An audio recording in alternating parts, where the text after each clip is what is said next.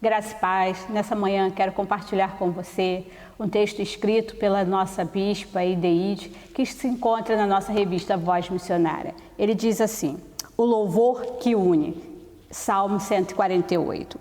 A origem do louvor. O Salmo 148 estabelece a origem do louvor, como quem joga uma pedra na lagoa e vê as ondas se formando. É lá do alto que o louvor vem. Ele começa no alto dos céus, nas alturas. Há uma dimensão sobrenatural que estamos tendendo a ignorar em nossos dias. Queremos a unidade pelos nossos esforços, pela concordância de nossos pensamentos, pela convergência de nossas ideias. Mas não é essa a fonte da verdadeira unidade. Essa fonte é o Senhor, Ele mesmo. Não apenas do louvor ou da unidade, mas da vida mesma. E se Ele é a fonte, então é possível que a gente viva em unidade se começarmos de cima, onde Ele está, para baixo, recebendo dele como origem de toda a bondade. Entender a origem do louvor em Deus e fazendo disso a fonte da nossa unidade, poderemos superar as distâncias que nos separam das demais pessoas. Eu tive um vislumbre dessa experiência quando assisti ao pôr do sol lá no Farol da Barra, na Bahia. As pessoas se chegaram silenciosamente, sentando-se por toda a grama. Observaram as nuvens, algumas tiraram fotos, mas a maioria estava absorta na meditação e na contemplação. Enquanto o sol ia baixando, elas se empolgavam, erguiam as mãos, levavam-nas à boca no suspiro e na admiração. E quando a noite caiu, uma explosão de palmas inundou o lugar. Depois, devagar, todas foram para os seus afazeres, atividades, sorriso nos cantos da boca, abraços a quem estava do lado, plenos da presença de Deus, mesmo que vindo de tantas experiências de vida e até de fé distintas.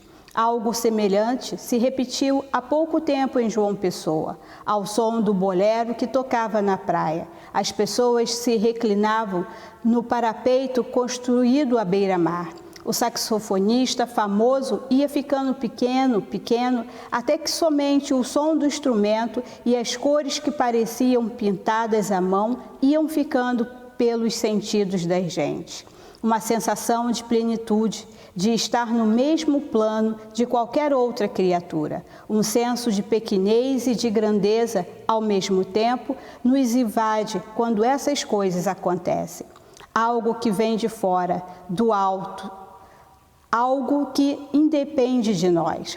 Esta é a revelação de quem descobre a origem da vida em Deus. Desaparecem as diferenças quando olhamos para Ele. Devemos fazê-lo com mais frequência. Do céu para a terra, a natureza louva. A seguir, o salmista parece seguir a estrutura da própria narrativa da criação.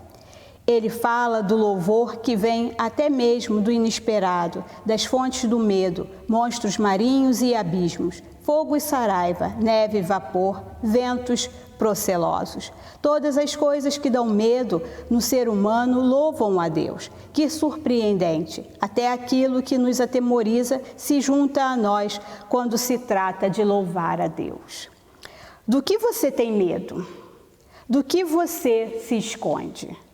O salmista nos desafia a olhar para essas coisas e entender que mesmo elas estão sujeitas ao comando maior do louvor. Quando o medo tende a paralisar, o louvor leva a seguir adiante.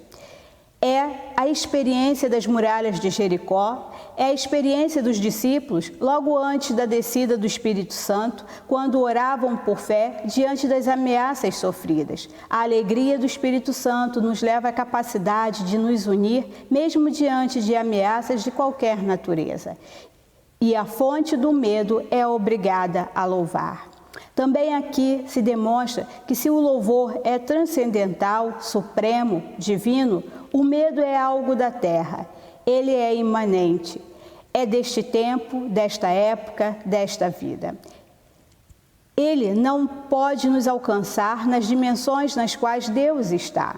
A fé no sobrenatural é fundamental para nosso tempo hoje. Se observarmos somente as circunstâncias e os impedimentos, se as dificuldades falam primeiro, então não é possível louvar. O desespero vence. No entanto, quando colocamos as coisas em perspectiva, como faz o salmista, vemos a vontade de Deus vencendo as condições da nossa realidade. Podemos nos unir no louvor. Dos importantes aos pequenos, nenhum ser fica de fora. Seguindo uma certa ideia de hierarquia, o salmista une pessoas de classes sociais diferentes em sua convocação. Reis da terra, povos, príncipes e juízes louvam ao lado de rapazes, donzelas, velhos e crianças. O louvor não é primazia de ninguém. Ele é oportunidade e mandamento para todos os seres humanos. Que bom saber que toda distinção pode cair por terra diante do louvor. Ele realmente integra.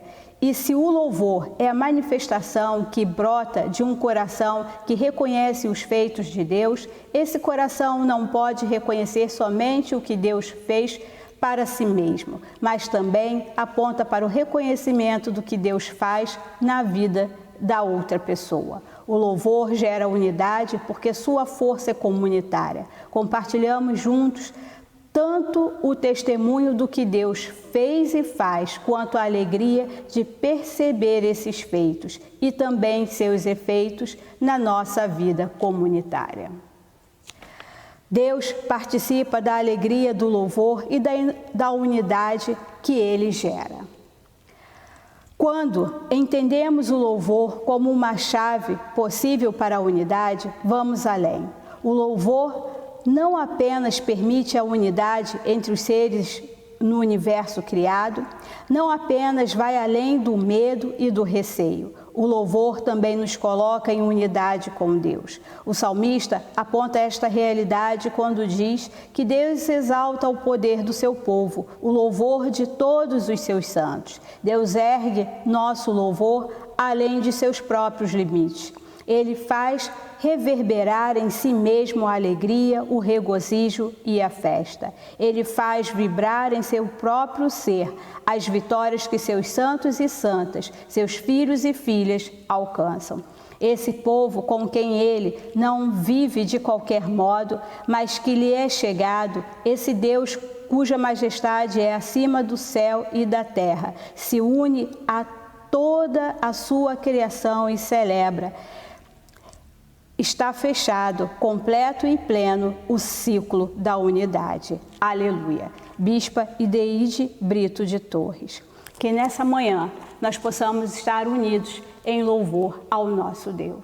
Que Deus nos abençoe.